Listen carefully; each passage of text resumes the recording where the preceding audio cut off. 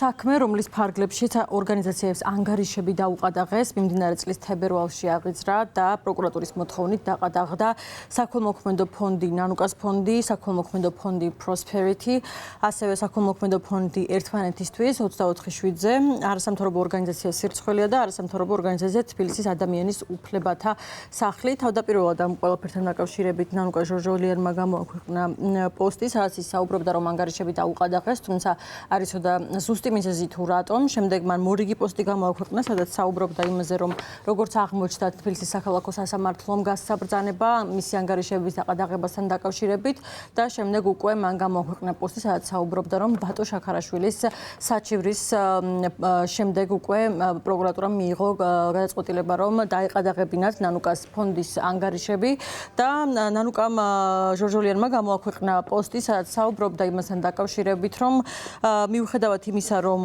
რა თქმა უნდა საქმე გართულდება, ის აცხადებს, რომ აუცილებლად როცა ერთი კარი იხურება, აუცილებლად იღება მეორე. არანაირი პანიკა, არანაირი უიმედობა, პირიქით საინტერესო ფაზაში გადავდივართ. პატიმრებთან აღებულ პირობას შევასრულებთ ბოლომდე. მოვიფიქრებთ სხვა გზებს, როგორ დავეხმაროთ ბიჭებს. ქოსებს რომ ეგონათ შეგვაშინებდნენ ბრძოლის ახალი ძალებით დაგვტენეს წერს ნანუკა ჟორჟოლიანი სოციალურ ქსელში. ამავდროულად გარდა ნანუკას ფონდისა დააყადაღეს ასევე სხვა ფონდების ანგარიშები.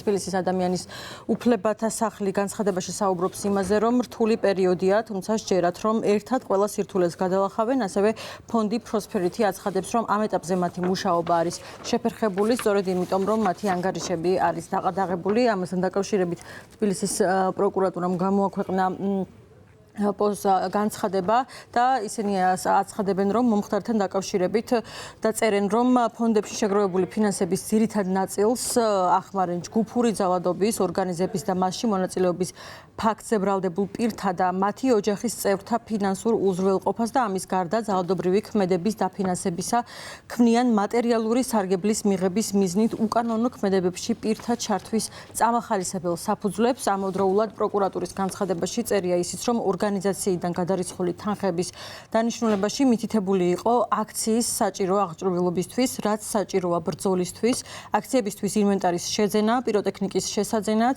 აირწინაღის შეძენა წინა ხაზის ბავშვებისთვის. ეს გახლავთ ის ნაწილი, რაც პროკურატურის განცხადებაში იყო აღნიშნული და სწორედ ამის შემდეგ, რაც პროკურატურამ გამოაქვეყნა ეს განცხადება, არაერთმა ადამიანმა სოციალურ ქსელში შეშფოთება გამოთქვა და მათ განაცხადეს, რომ სწორედ ამის გამო აუცილებელი არის, რომ დღევანდელ საპროტესტო აქციაზე საქართველოს პარლამენტის წინ იყვნენ ძალიან ბევრნი და ისინი აცხადებენ იმას, რომ ახლა სიჩუმე მათ უფრო ძვირი დაუჯდებათ, რეპრესიების დონე პიკს აღწევს და ჯერ კიდევ არ ვიცით სადამდე და როგორ გვეთამაშებიან ბრძოლა ბოლომდე, წერენ სოციალურ ქსელში ადამიანები, რომლებიც დღეს აპირებენ საპროტესტო აქციაზე თბილისის საქართველოს პარლამენტის წინ გამოსვლას.